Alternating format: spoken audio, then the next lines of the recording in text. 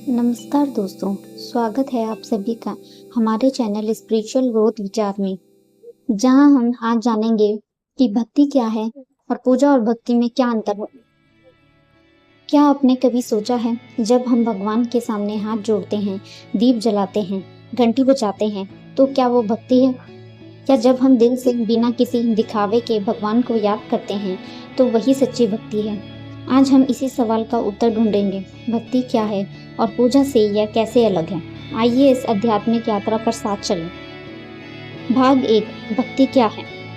भक्ति एक ऐसा शब्द है जिसमें केवल शब्द नहीं, भाव समाये हुए हैं। संस्कृत में भक्ति शब्द की उत्पत्ति भक्त धातु से हुई है, जिसका अर्थ है प्रेम करना, सेवा करना, समर्पण करना। भक्ति का मतलब है ईश्वर के प्रति निर्मल प्रेम, निर्विकार समर्पण और आंतरिक जुड़ाव। जैसे एक बच्चा माँ को पुकारता है बिना किसी औपचारिकता के, बस भाव से, वैसे ही पुकार अगर हम ईश्वर को करें तो वही सच्ची भक्ति है। भाव 2, पूजा क्या है? अब बात करते हैं पूजा की। पूजा एक कर्मकांड आधारित प्रक्रिया है, जिसमें नियम, विधि और समय होता है। मूर्ति के सामने बैठना, दीप जलाना, मंत्र बोलना, प्रसाद चढ़ाना, यह सब पूजा के अंग हैं। लेकिन ध्यान दीजिए, पूजा बाहरी क्रिया है और भक्ति आंतरिक अनुभूति। पूजा में विधि जरूरी है, भक्ति में सिर्फ भाव जरूरी है। भाग 3, पूजा और भक्ति में अंतर। अब आइए पूजा और भक्ति के बीच के मुख्य अंतर को समझते हैं। पूजा बाहरी रूप से की जाती है, भक्ति भीतर से अनुभव की जाती है। पूजा नियम और विधियों से जुड़ी होती है, भक्ति भाव, प्रेम और समर्पण से जुड़ी है। पूजा समय सीमा में बंधी होती है, भक्ति हर पल हो सकती है। पूजा कई बार दिखावे में बदल जाती है, भक्ति दिखावा इसमें टिक नहीं सकता। पूजा बिना भक्ति के पूजा अधूरी है, भक्ति बिना पूजा के भी पूरी हो सकती है। उदाहरण के लिए, राधा ने कभी मंदिर नहीं बनाया, पर कृष्ण के लिए उनका प्रेम अमर है। हनुमान जी की भक्ति में पूजा नहीं, केवल समर्पण था। राम काज किन्हीं बिनो, मोहि कहाँ विश्राम। भाग 4, शास्त्रों और भक्तों की दृष्टि से भक्ति।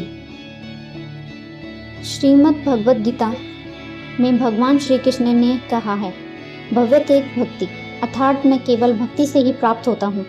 गीता के अध्याय 9 में कृष्ण कहते हैं, पंतरम पुष्पम फलम त्योम यो मैं भक्ताया प्रयच्छति।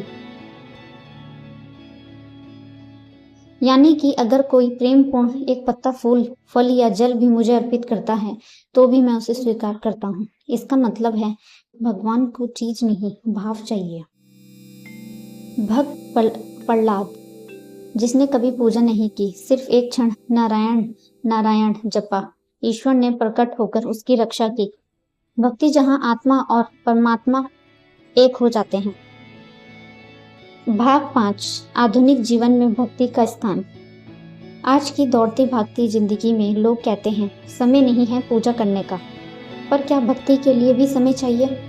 भक्ति तो चलते चलते, स्नान करते समय, खाना बनाते समय या ऑफिस जाते समय, अगर आप मन ही मन भगवान को याद करते हैं तो वही सच्ची भक्ति है। भक्ति एक भाव है, अभ्यास है और उपस्थिति है, जिसमें हम ईश्वर को अपने हर पल में साथ मानते हैं। भाग 6, भक्ति कैसे करें? अब सवाल है, भक्ति कैसे करें? तो इसका उत्तर है सरलता और निरंतरता। नाम जाप करें, हर दिन कुछ समय भगवान का नाम लें, ध्यान करें, शांत होकर उनके स्वरूप को मन में लाएं। भाव से बातें करें, जैसे आप किसी मित्र से बात करते हैं। कर्मों में भक्ति लाएं, जो भी करें उसे भगवान को अर्पित करें। आभार प्रकट करें, ईश्वर का धन्यवाद करें अच्छे बुरे हर पल के लिए। भक्ति कोई रिचुअल नहीं, बल्कि जीवन का एक स्टेट ऑफ माइंड है। भाग 7, निष्कर्ष और प्रेरणा।